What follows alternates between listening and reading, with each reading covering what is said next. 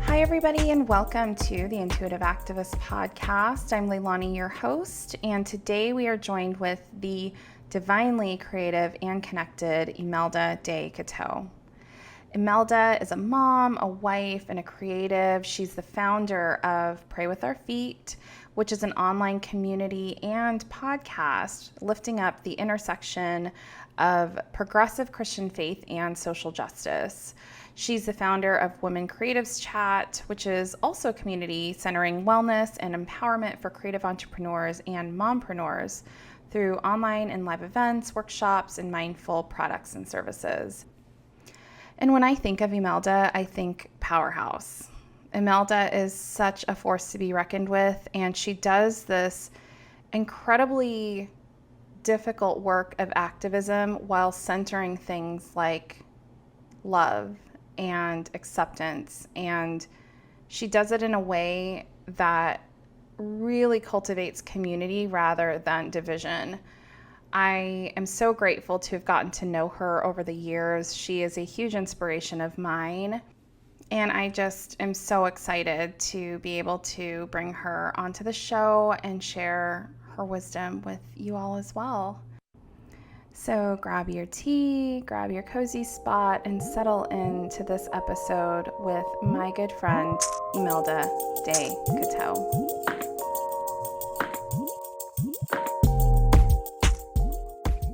Hi, Emelda. I'm so glad you're here. Welcome to the podcast. Thank you. I'm so honored to be here and be in conversation with you. I kind of feel like we've come full circle. You were on the Pray With Our Feet podcast, and now I know. Own amazing podcast.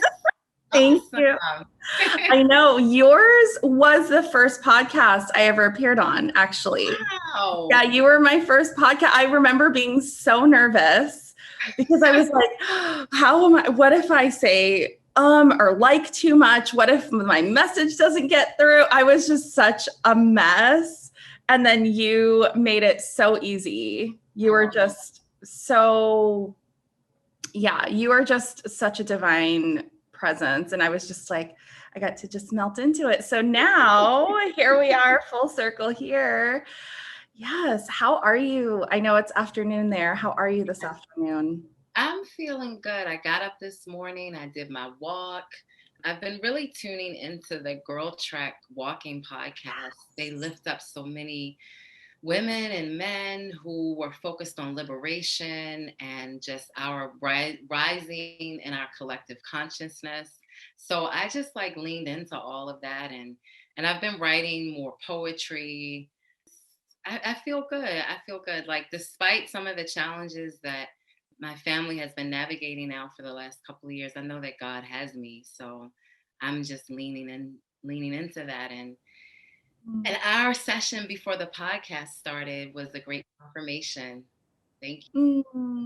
Absolutely. My listeners know that I start with grounding, and I feel like everyone that comes on is like, that was so needed. We just tend to go in our lives, especially as activists, when do we pause to just breathe and allow source to pour into us, allow ancestors to pour into us? So absolutely. Before we dive in, I just really want people to know about you. Who are you? What is your incredible work in the world? And how do you source from your intuition to do that work? Tell us who you are. Sure. So I am a creative soul. I've always been into bringing forth art into the world. And so as a young kid, I was writing songs, I was writing poetry. I am a lover of people and a seeker of God in all different experiences. I don't think God is solely confined to a church building or anything like that. I think that God is all around us. And so that's I feel like is really at the core of how I show up in the world. I'm a wife. I've been married to my husband now for many years. we met we met when we were like when I was like 18, 19. And so like we've grown together, and I have a little girl, Nye. And so like the family is another way that I show up in the world. But in terms of sort of what I do, I have the Pray With Our Feet podcast and community, which is a progressive Christian podcast that is centered on helping us to have conversations about social justice and faith. Because I think far too often we feel like spiritually, if you're spiritual, you don't have to care about what's going on in the world as deeply. And if you're a person that's an activist, oh, maybe I don't have time to sit down and meditate and pray. But I think that the two can coexist. And Christianity is one faith, and there are so many other faith traditions that blend the two. And I feel like God is always calling us towards taking action in the world, towards bringing the kingdom of God to earth. And that looks like being in beloved community with folks. The other passion of mine, the other community that I started is Women Creatives Chat, which centers wellness and empowerment for creative entrepreneurs, creative mompreneurs. I just recently switched the focus so it could be more inclusive for my fellow creative moms. And in terms of the way that I feel intuition, God showing up for me and connecting to the work that I do, I find that when I am present, like when I'm in nature, when I'm meditating, when I'm writing, that I can feel God and spirit speaking to me in different ways. Like the rhythm of the trees, of birds, of the various sounds of nature really fill me up creatively. And give me a spirit of discernment, like help me to plug in and know where and how I need to show up and serve. I had an experience years ago when I was working at this job that I didn't like. I was doing fundraising, and it just wasn't my passion. And I sat down with a friend of mine from work. She was older than me. And I was asking her, I was saying, I really want to get out of this. I really want to get out of this. And she said, well, if you want to get out of this job, you have to have a plan. And it's not just enough to say that you are sick of it. And I'm explaining this to say that I feel like God puts people in our pathway who have a message for us, and we have to be open and be willing to make the shift. And I think that's the way intuition, informed by my faith, has shown up for me. It's been being willing to listen and open my mind and my heart for when it's time to move on to the next project, and beyond just projects, but to move into the next season of my life. What I'm seeing is that you're guided by this divine hand. So where a lot of the folks that we've had on the podcast talk about, having messages channeled through them, that's how they approach, which I believe is true for you as well, because I've read your poetry and it is incredibly divine. But also what I hear you saying is that you look to source, to God, to guide you on your path, because you're so mission driven.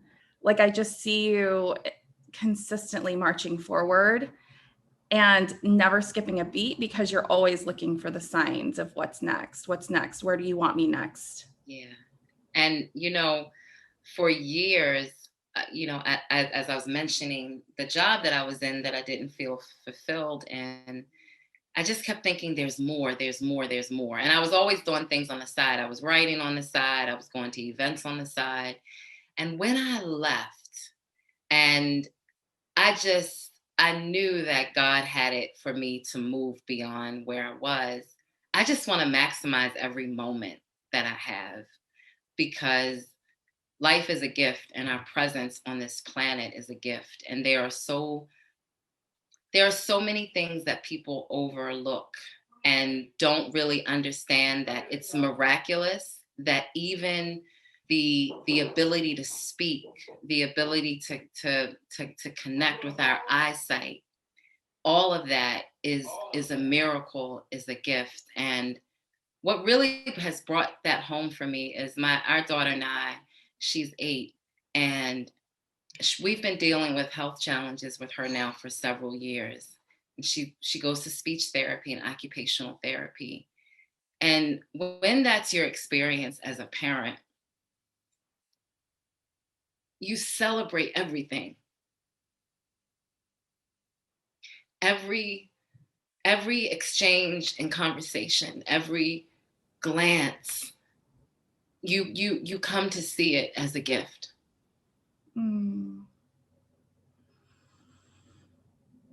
I'm just holding space. I feel your emotion coming up and talking about Nye, and I'm just hearing that you two were destined. All three of you actually were destined to walk this life together. And that what I'm hearing is she's your lesson. She's your lesson in being present. Yeah, she really is. She's a lesson in presence and a lesson in compassion. Mm. And loving without conditions. Like a lot of times I feel like with love, we love people if they can show up for us in a certain way, if they look a certain way, if they perform the way that we think they should based on intellect or whatever. Mm-hmm. But God is always calling us towards a love without boundaries and conditions, but just to show up in love. If I can share something with you, last Saturday morning, I was like meditating and I was writing and I felt this poem come to me, and I know it was God. As I was writing, I could just feel it. So it's kind of short. It's called Release. So often we are pushing against our own healing because we are not willing to release. And I hear God, Spirit, saying, you cannot walk in ease until you are willing to confront what you have denied for so long, beloved. Be willing to begin the process of releasing the hurt, anger, and frustration. You never had to carry it. Surrender your worries, your fears, and doubts to me. Find rest here. Comfort in the acknowledgement that I am with you. The mountains you see today are shaping the miracles of tomorrow. Breathe the vision I am dropping into your spirit. Now is not the time to abandon hope, but to embrace it.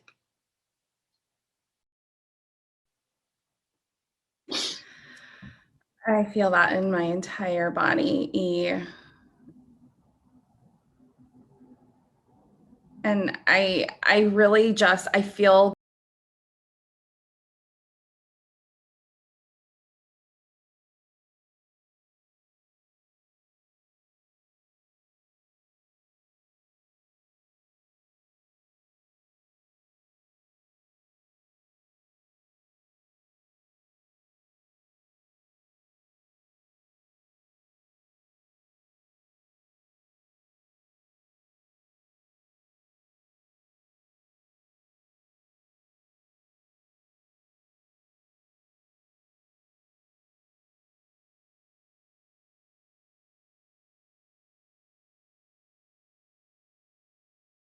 is this notion of hope. And we talk about hope a lot on this podcast, actually. And what is required for hope to exist, for hope to thrive, is the letting go, right? I think that we have it backwards in our world, where we have this vision and breathing into the vision, and we have to micromanage everything to get to that vision. We have to put a project plan in place, and we have to plan out every single step. But what I hear in your message that was channeled through you quite clearly is that you have to surrender. Yes. You have to surrender your will. You have to surrender the plan in order for the ultimate hope to thrive. And that's beautiful. And it speaks so much to what you've already said, which is that you're guided. You are truly guided in this life. Yeah. And surrender is so hard. Like it is. Oh, don't get me started. It's so hard. That's been a journey. It's so hard, especially I think for people like us too, who are used to like, okay, this needs to change, abolish the police. Okay. Like seeing that and being like, how do we hold hope for that and surrender? You know what I mean? It's like there's urgency there. There's people are dying. There's conditional love. There's so much that needs to be dismantled and torn apart and taken down. And then here is God saying, like, can you surrender? We're like, exactly. How you know what I mean? Like, how am I supposed to do that? Yes. It's quite a dance. It's quite a dance. So tell me about this message. It keeps coming through this, that you are love, you are unconditional love. How do you hold that? And all of this incredible work that you do, I just see you holding such what seem like opposing things. So you are just this fierce powerhouse of an activist, like always posting like things that make me cry. James Baldwin every other day. I'm like, come on, right? And so you're doing this, but then you're also like, you are love and deeply connected. And it's like, how do you hold all of those conflicting, what seem to be opposing I mean, they're clearly not opposing because you can hold it all and you are love. So how do you do it? It's a lot of prayer, and not just prayer in the traditional sense of, getting down on your knees, but like we had a podcast guest on yesterday, Reverend Kelsey, and she talked about prayer as like prayer in motion, and seeing the divine in everyone around you. And so I would say I have expanded my understanding of what it means to pray and to be in conversation with God. And I lean into God for strength when I start to feel overwhelmed. I take breaks, even though I'm not on every day. Okay, during the uprising around George Floyd, I was on a lot. And then it was just too much emotionally. After a while, I could just feel the tears. Not that I think we should be in our emotions and not fight them. But I think we also have to recognize when it's like overload. So I have been leaning more intentionally into taking breaks and like self-care. So I mentioned prayer. I do prayer journaling. I just write my thoughts out to God. Meditation is a really big thing for me that helps me to feel grounded. I do the guided meditations on Insight Time, or sometimes I'll just listen to music and pray and ask God to just guide me and help me to stay in a peaceful state. Just being present around my family is really helpful. I'm close to my mom, close to my dad. I have a brother. Of course, obviously, Cass and I. So I think like all of those things, I'm trying to be more intentional about asking myself, how can I nourish and fill up? Because I do give out a lot. And I think that is key. Like we have to be always intentional. Like just asking, like, how am I feeling? Like, how is my body feeling? How is my mind feeling? And journaling as a practice has done that for me and is doing that for me. It helps me to check in mentally. and like get off of the autopilot, because I was on autopilot for so many years, especially when I was in that stressful nonprofit job and it was like project to project. And I just have to remind myself now, hey, you can take a break. Uh, also Yes, hard. I know. Also hard. I think of being a woman of color, and we've talked about this, that like women of color and especially Black women just holding so much all the time. So rest feels selfish. It feels like there's so many people depending on me there. And really what is so important about that is that we cannot do our best work. We can't love our family in the ways that we want to if we don't take care of ourselves, if we don't pause, if we don't prioritize presence. Because, I mean, being on autopilot, there's so much, and again, it's not intentional, but there's so much harm that can be done when we are moving through our day without intention. Yeah. And also it's survival, right? Some of us have had to survive those ways. This job keeps coming up in this it's so funny. And what I would love, I think what is coming through, we have a lot of listeners who are just on the brink of their big, like leaning into their divine purpose, right? Leaning into their divine work, leaning into surrender. And so my question to you is, you know, we heard about the person who was put on your path and said that, you know, this is what you need. But can you tell us a little bit more about that process of leaving a job that felt depleting to your soul and stepping into your big work? Tell us what that was like, and what would you say to listeners who are in that tension? It was really scary. It was really scary. The thing that helped me tremendously was having it planned out to a certain extent, as much as you can plan out. I asked myself, okay, how can I make this possible? This is my intention to shift from this space. I was in grad school at the time, and so I knew that I wanted to focus on taking more, grad school classes. And I will say also in my particular case, I think this is being open to what's happening around you. My daughter started to have problems with sleep. And so I was like juggling grad school work, trying to help her through these sleep challenges. And I was exhausted. And I was just like, this is not sustainable anymore.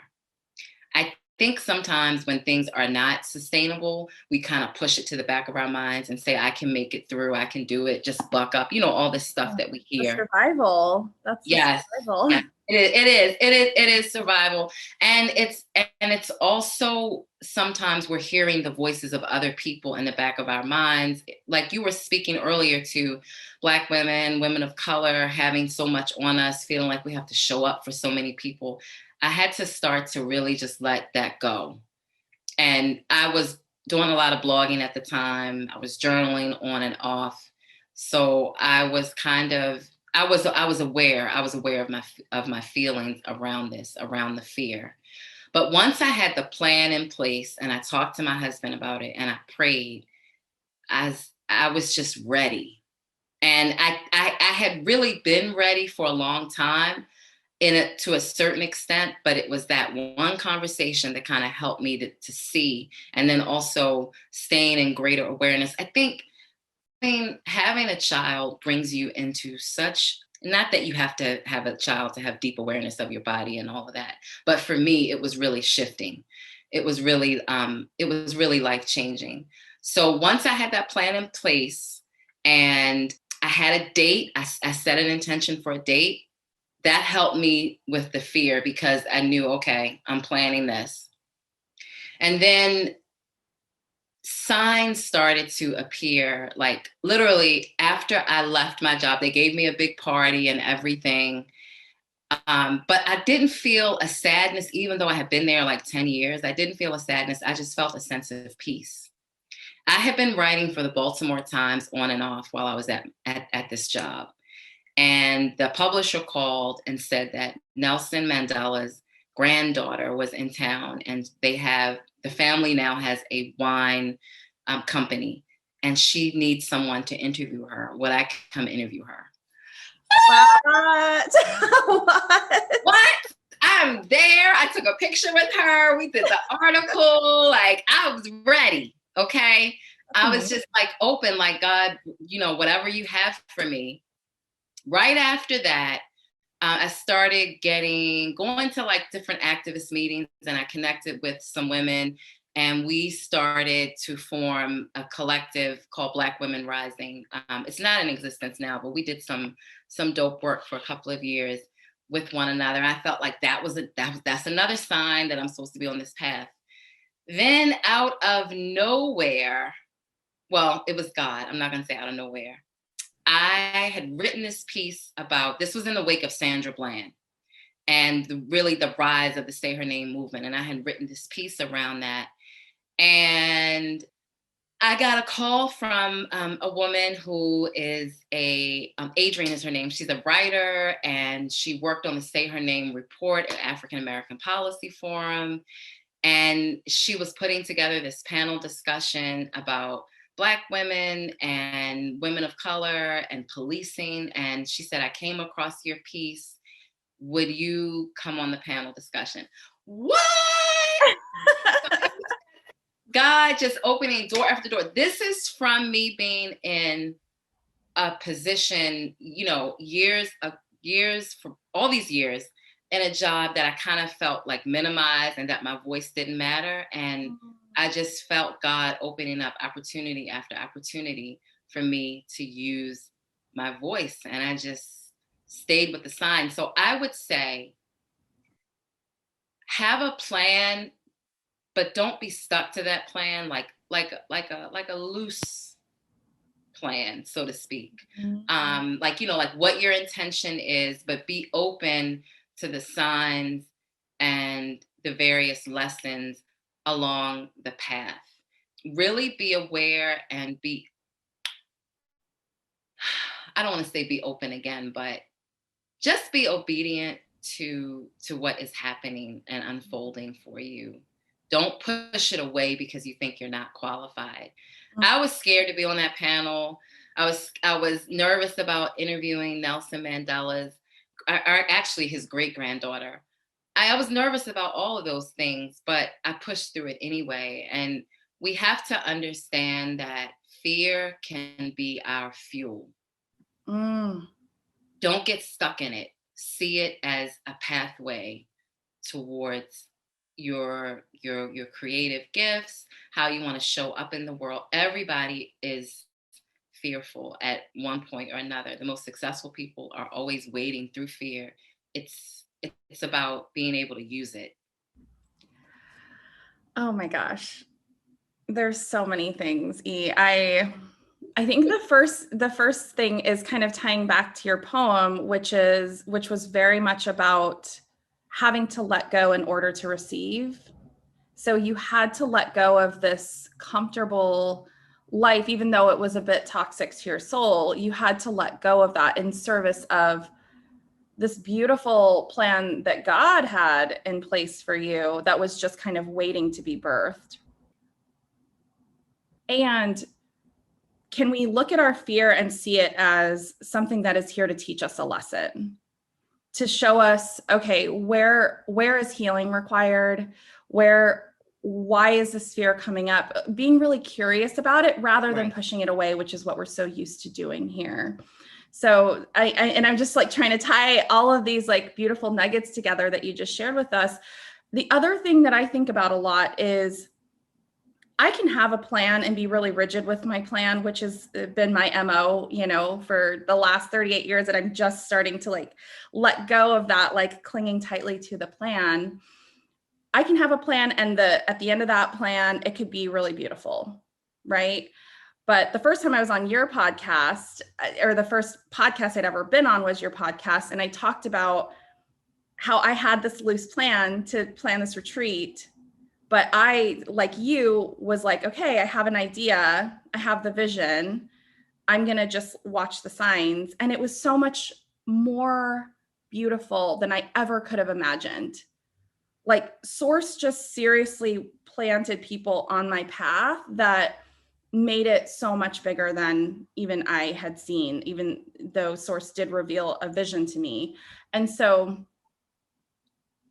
I think that if we're able and willing to let go of what we think our life can look like and still hold hope, which again feels like opposing, right? It's just so much more beautiful. And I think the question that's coming through right now is, as somebody who is so tapped into the signs, I think it's easy for both of us to be like, well, I saw a sign. Tell us about that process to look for the signs, to know it's a sign.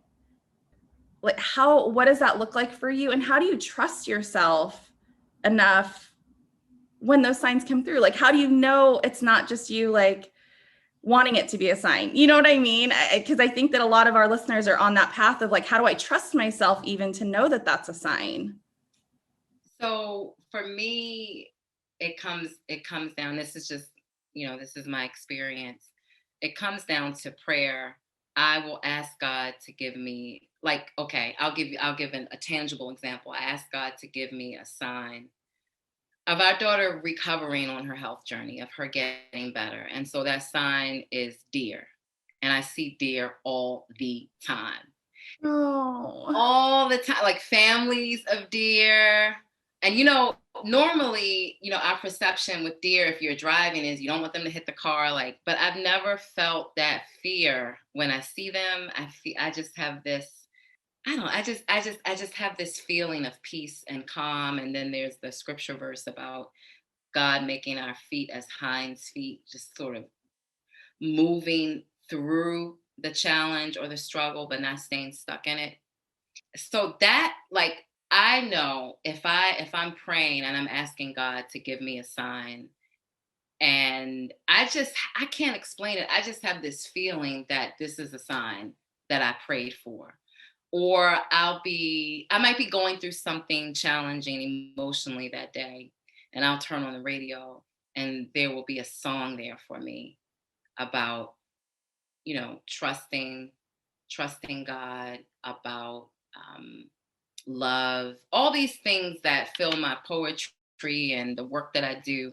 And that's how I feel like I know that these signs are for me in this moment. It's just a feeling. I hear that as, so we talk about like the different types of spiritual gifts, and claircognizance quite literally means clear knowing. So for you, it's like, I can't explain it, I just know it. Like, I hear that as claircognizance of, you just have gotten to a place where you trust your spiritual gift so deeply that it's that knowing is just, you just trust it, and and what I also hear in that is you've had so much confirmation along the way that was a sign and things worked out. And this, the deer, I actually just came from a solo trip to the Oregon coast, and I almost hit a deer. Like, this deer was like, she wasn't even phased. She was just like, she looked at me and she was like, and she just kept walking in her slow way. And for some reason now that feels like a sign, because it makes me think that, like, I was here like rushing to get out of town, and this deer was like, you can stop and just like slow down. And she was so peaceful. Like, I honked at her and she looked at me like, like and so it just makes me think that I feel like that was also for this moment, and just knowing again that you are so surrounded and you're so supported, and that trusting your gifts and trusting the signs. I think that has been something that I have really had to, I don't know, just begin to trust. And it starts with trusting myself, right? Yeah. We have to love ourselves enough to know that we are worthy of those signs and those gifts and the little songs. And, it's so easy to doubt that we're surrounded and that we're loved and that we're seen. And Yeah, I don't know why you do this to me, but I feel tongue tied. I think because you just have this like aura of, when I think of you being really grounded in your truth and the truth of the divine. And you're just like, I just know, I just walk where they tell me to walk. It's like, that's just what I do. I wanted to go back. I want to make sure I say this because when you were asking about tips for people, you're kind of like you're on the brink of leaving maybe, a job or a relationship or whatever it is that isn't serving you. Something that I did, and I didn't really realize I was doing it at the time, but I was always having affirmations around me. Sometimes I would write them, put them on my cubicle, on my computer. One of the affirmations that has guided me now for years is I am worthy of the creative life that I seek. Because that was something that I struggled with for a really long time, feeling good enough. That's why I didn't leave the job earlier. Am I good enough to find a different position? Am I worthy of, being in a position that's higher than what I'm, than the space that I'm in now? So it's really important to keep words of affirmation around you where you can see them, to speak them aloud, and also to journal your feelings around those words of affirmation too, because a lot of times we have to get ourselves out of this pattern of feeling stuck, and the way that we do that is to understand how the words that we're saying, how they show up in our body, our mind, our spirit. And the second thing I would say around this also is that you should listen to things that are filling your spirit. Like if you're in a cubicle and you can put headphones on, listen to Leilani's awesome podcast. Listen Oh, to listen to, inspiration from thought leaders, folks on the spiritual path, because that's what I did a lot. So that you're taking in positivity and possibility as opposed to only seeing yourself where you are now. I'm hearing keeping your eyes fixated on the vision, Yes. like keeping it forward and surrounding yourself with images and sounds and like flooding your senses with, this is what's to come. Yeah. I'm really stuck on your affirmation, actually, that you're worthy of a creative Like, life. mm-hmm. And I like, right now I'm filled with goosebumps because that's what I mean. I quit a very cushy corporate job to write my book, to write my book, to podcast, and of course I'm like, I'm still making ends meet with consulting and things like that. But my vision is to just write for a living and podcast and do things that nourish my spirit. And what's interesting about that is I bump up against that a lot of like, well, what if my writing isn't good enough? Or even just feeling guilty that it's so easy to live into that, right? Like it's so easy. When I think of, and I did this in this, I went to the Oregon coast on a solo weekend and I sat out on the deck writing for like 5 to 6 hours a day. And it doesn't even feel like work. It feels nourishing. It feels like divine pouring into me and like through my hands into the computer so Exactly. that I can get this word out.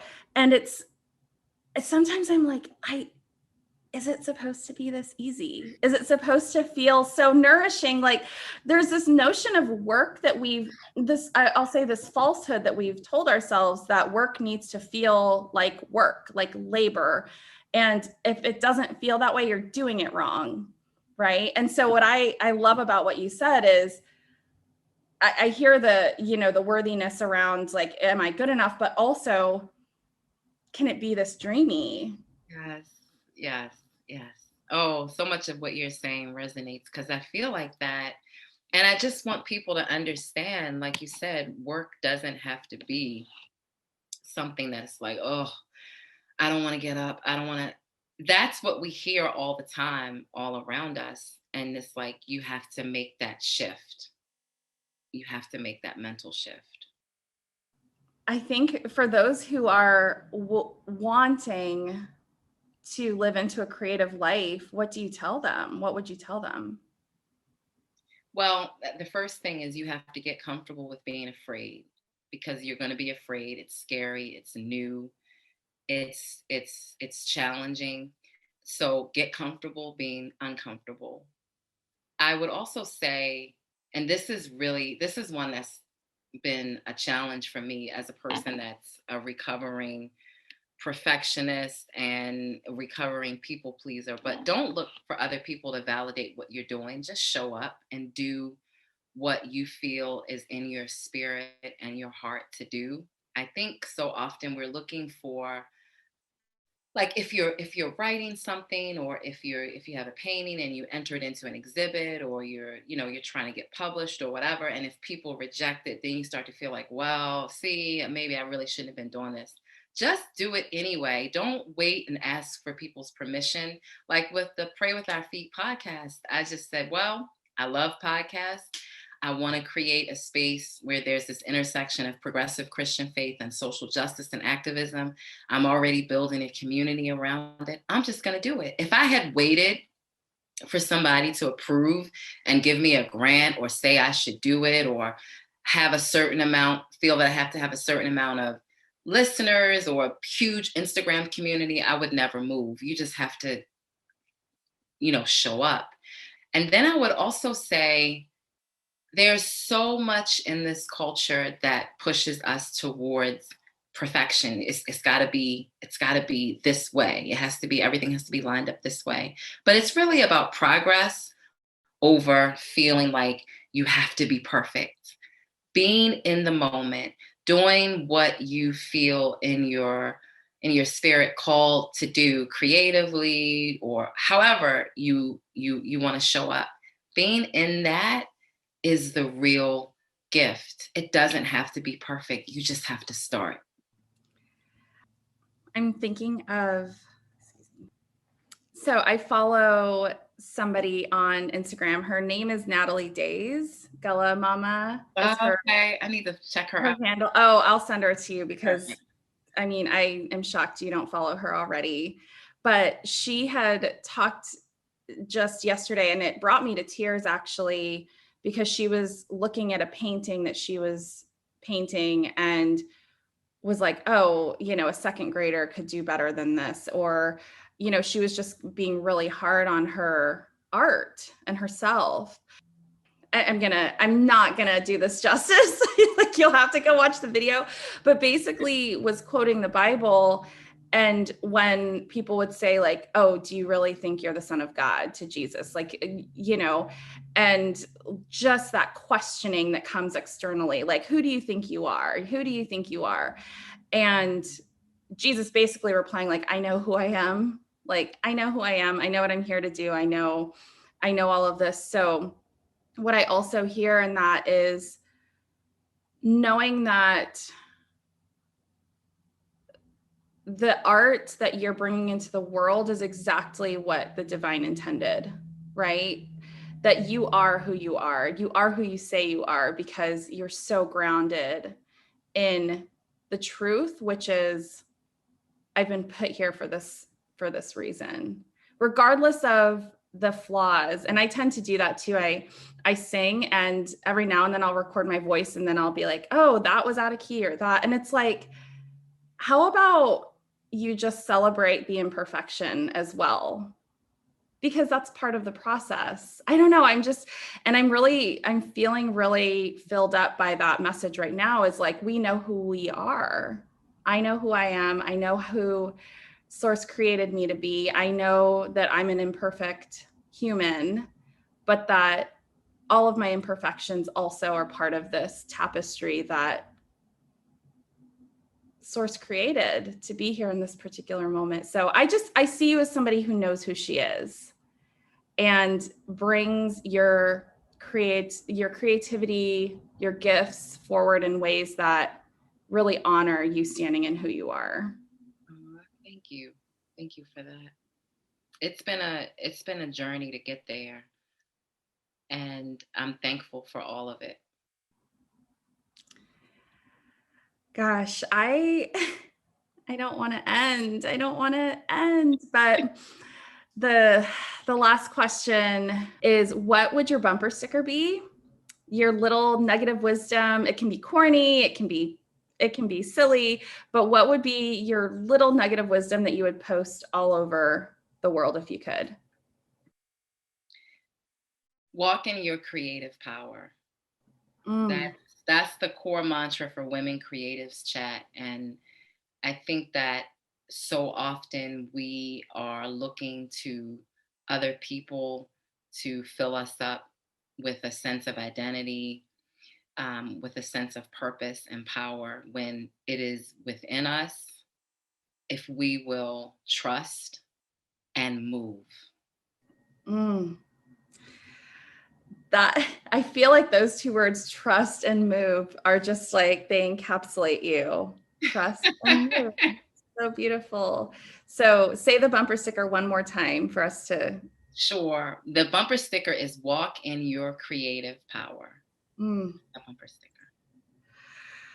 Okay, we're gonna need you to get those in production soon. So that Well, you know what? Okay, this is a little bit of a shameless plug. this is the shameless plug part. So tell us what you're working on. Tell us how people can get a hold of you. Okay, so Women Creatives Chat is at Women Creatives Chat on Facebook and Instagram. There's a Women Creatives Chat store that has affirmation totes, t-shirts, affirmation cards, and I do have Walking Your Creative Power on a tote and a t-shirt. So for women, if you're interested, Pray With Our Feet is at Pray With Our Feet on Facebook, Instagram, and Twitter.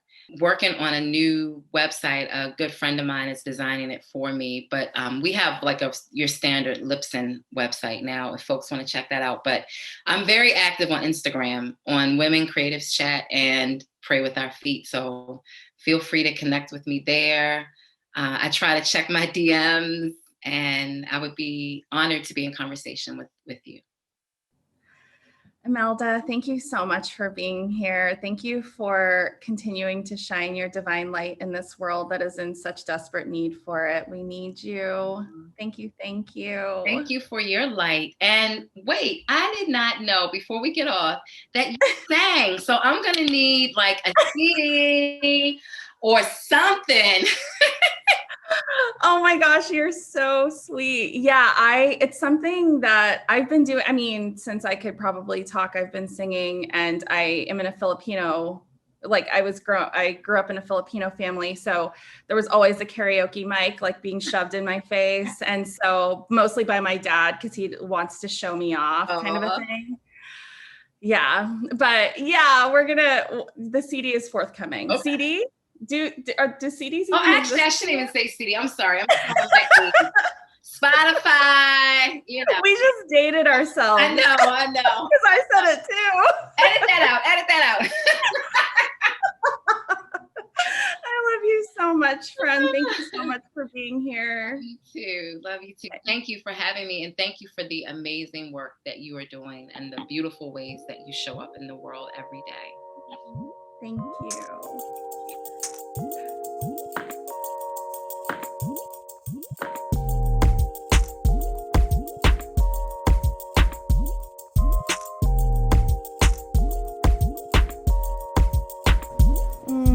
Friends, thank you so much for being here for this episode, this conversation with Emelda. I am still in awe of the entire conversation, and especially the pieces where Emelda talks about her journey and the ways in which she has been guided to get to exactly where she is, letting go of the job. As many of you know, that mirrors my journey as well, right? Being able to let go of what we think we're supposed to be doing and living into all of the ways in which we are divinely led.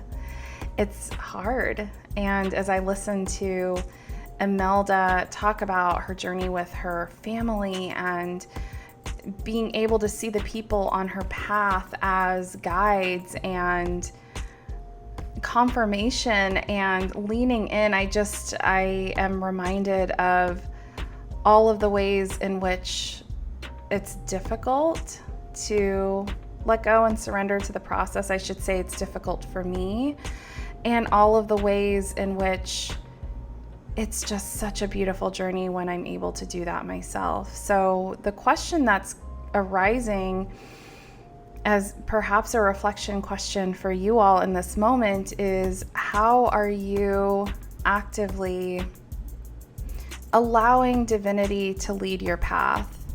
How are you looking for the signs? What are you doing when you see the signs? Because it's one thing to notice and it's quite another to act on it, right? It requires vulnerability and courage and so many things beyond noticing. I'm so grateful that Emelda could join us today. If you'd like to connect with her, which I highly recommend that you do, you can find all of her information in the show notes. If you'd like to connect with me, you can find me on all the socials at Shaman Leilani or shamanleilani.com. But for now, be still, my friends, and live into your impact. So good to chat with you today, and I'll talk to you soon.